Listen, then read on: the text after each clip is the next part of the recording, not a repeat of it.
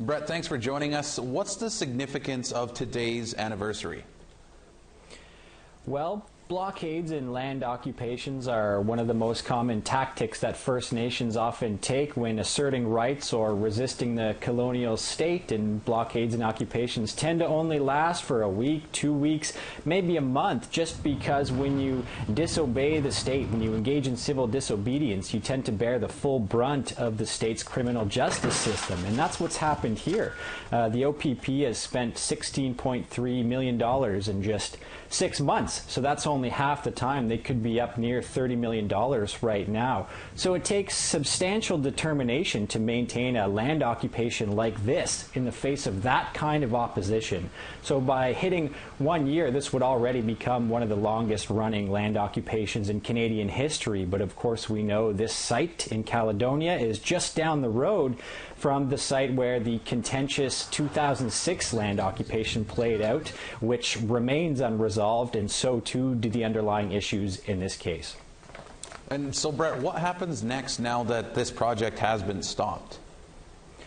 Well, those underlying issues are going to have to be addressed, and the arena is going to change. It's going to stop playing out in the streets and on construction sites, and the arena is going to become the courtroom and the boardroom. There's been a number of lawsuits launched in the wake of this occupation. One of them was launched by Foxgate Developments.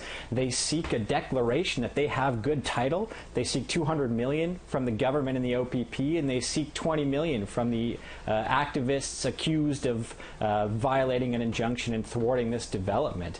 So there's a lot of questions that remain to be addressed there. Who's liable? They have a $20 million institutional mortgage attached to this property. Who's responsible for that? Was this a bad business decision, or are the governments going to have to pay?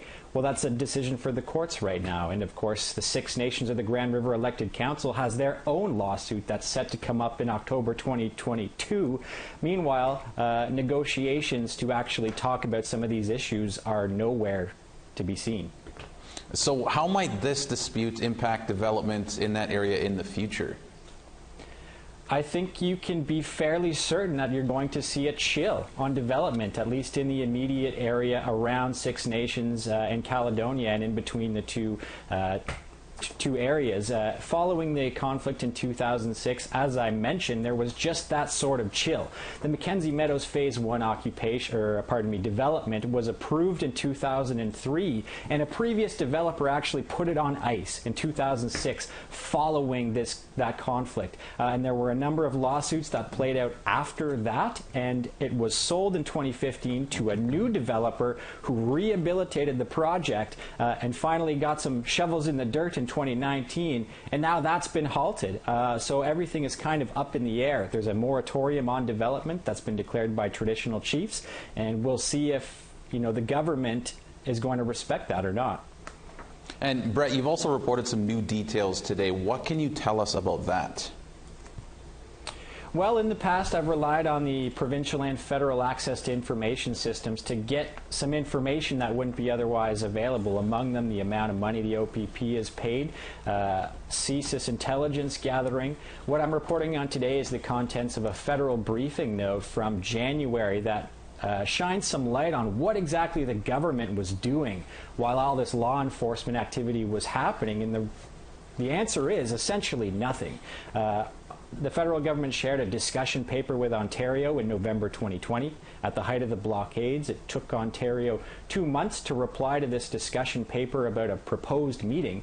And even when it did come back, Ottawa wasn't even sure if the Ontario officials' responses actually agreed with what his deputy minister or minister thought. So really, they were kind of just, it's really some evidence of some of the bureaucratic inertia that they were often accused of by all sides during this conflict. All right, Brett, thanks for joining us. That is APTN's Brett Forrester joining us from Ottawa. Thanks, Darryl.